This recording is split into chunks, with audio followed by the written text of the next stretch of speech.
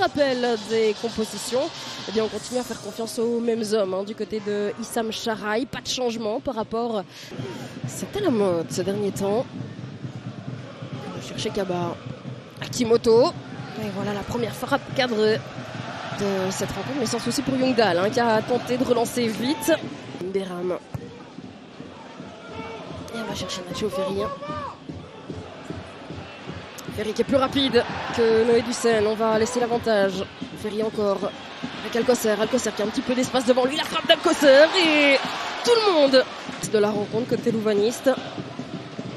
Et on parlait de cette verticalité, cette rapidité des offensifs. Alors évidemment, Noé Ducène a énormément de qualité, mais la rapidité n'en est pas une. Et ça, il va devoir faire attention. L'ancien joueur du Standard. Ce que le Japonais peut nous proposer ici dans le championnat.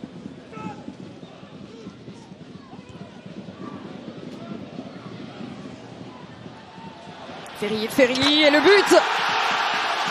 Nacho Ferry. L'ouverture du score de Westerlo. Avec la petite célébration qui va avec.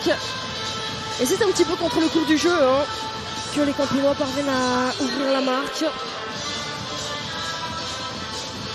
Et Tobeleyson qui en 20 minutes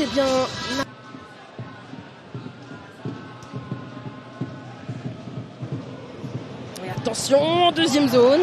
Et la bonne sortie du portier danois, Andreas Youngdal. On va revoir ici le centre. Un ballon légèrement dévié par Omenami.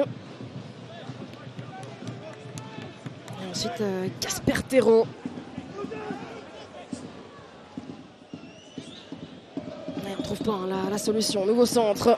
Et nouvelle tête de Nacho Ferry. Nouvelle France, c'est pas passé loin.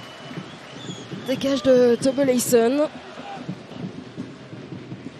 Regardez ici, il prend trop facilement le dessus sur Noé Ducène.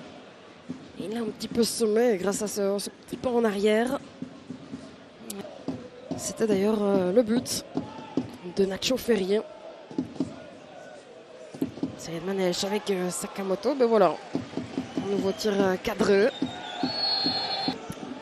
Et peut-être la dernière occasion de cette première mi-temps. Il reste 20 secondes. Avec Ducène, le petit ballon en retrait. L'arrêt de Youngdal en deux temps. Un ballon qui aurait peut-être pu tromper tout le monde. On revoit la petite passe en retrait intelligente pour aller chercher Terreau. Et directement, Westerlo qui fait de Westerlo. On est déjà reparti de l'autre côté. Avec Nacho Ferry. Et voilà le coup de sifflet de la mi-temps.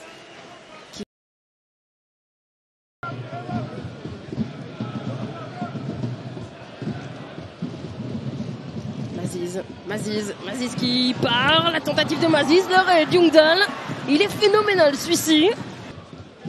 Alors qu'on va revoir ici l'énorme opportunité pour Youssef Maziz qui aurait pu tomber. Le coup franc lui aurait été accordé, mais avantage laissé Youssef Maziz.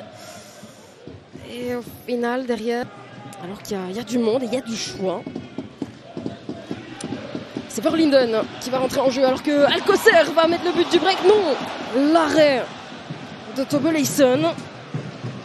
Il ne se fait pas énormément entendre. On revoit ici le long ballon d'Emin Beram pour aller chercher Alcocer.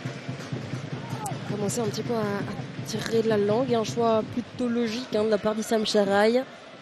On disait Westerlo qui peinait un petit peu, notamment sur ces transitions, là où ils ont cette capacité normalement d'apporter de la rapidité. Sakamoto avec Reynolds. Reynolds, il y a une très belle situation là pour Westerlo. Il laisse passer le ballon et Meboudé. Le but du break de Westerlo. C'est l'une de ses toutes premières touches de balle à Meboudé, qui va directement célébrer cela avec son banc. Et la joie du joueur. Un changement gagnant de la part d'Issam Charaï. Son organisation défensive. Et offensivement, jouer sur ses qualités. Et ces transitions à l'image ici de Saïd Manesh qui vient éliminer Akamoto pour lancer. Reynolds, la passe pour Vason et l'arrêt d'Otobeleyson. Mais aujourd'hui, eh bien, son but l'a mis en confiance à l'image de la frappe ici.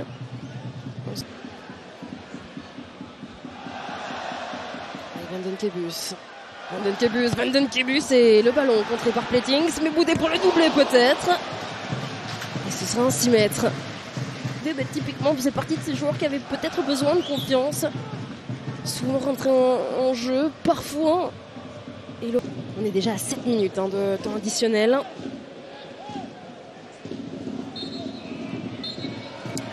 Et voilà, il suffisait de le dire.